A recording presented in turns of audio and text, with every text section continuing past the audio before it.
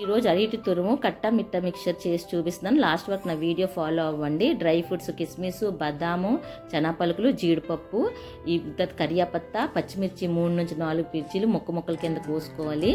మనం కట్ట మిట్ట అన్నాం కదా, కారం పులుపు అన్నీ వస్తాయి. ప్యాన్లో ఆయిల్ వేసుకున్న తర్వాత అరటికాయలు ఎక్కువ బేక్ కూడా తొక్కలు తీసుకోకూడదు, కొంచెం తర్వాతే తీసుకోవాలి, ఎందుకంటే కలర్ చేంజ్ అయిపోతుంది కదా, అందుకనే. లేదంటే సాల్ట్ వాటర్లో వేసుకున్న కలర్ చేంజ్ అవ్వదు. ప్యాన్లో ఆయిల్ హీట్ ఎక్కిన తర్వాత బదాము, కిస్మిస్, జీడిపప్పు, కరియాపత్తా ఇవన్నీ ఒకటి తర్వాత ఒకటి వేపించుకొని ప్లేట్లో తీసుకోవాలి. ఇది ఎక్కడ ట్రావెలింగ్కి వెళ్ళినా స్నాక్స్ కింద మనం తీసుకొని వెళ్ళొచ్చు. ఇది వేడి టీతోని మనం ఈవినింగ్ స్నాక్స్ కింద కూడా తినొచ్చు. చాలా బాగుంటుంది టేస్ట్గా. మన శనగపిండి అది అయితే మనకి గ్యాస్ట్రిక్ ప్రాబ్లం కదా, ఇది అరటికాయ తురుము కాబట్టి ఎక్కువ ఆయిల్ కూడా లాగదు.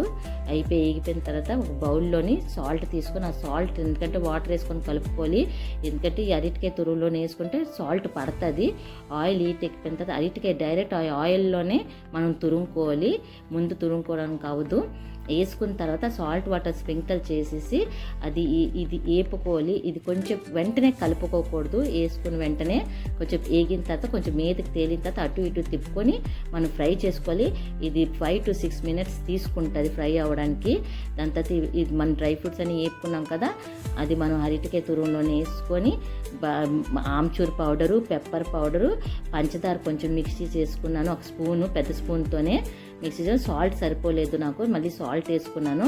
కొంచెం కరియాపత్తా కూడా వేసుకుంటాం, కొంచెం క్రష్ కూడా చేసుకుంటాం. ఈ విధంగా బాగా కలిపేసుకోవాలి అటు ఇటును. ఇటు వేపుకున్న తర్వాత టిష్యూ పేపర్లో వేసుకోండి, ఆయిల్ అంతా స్ట్రెయిన్ అవుతుంది.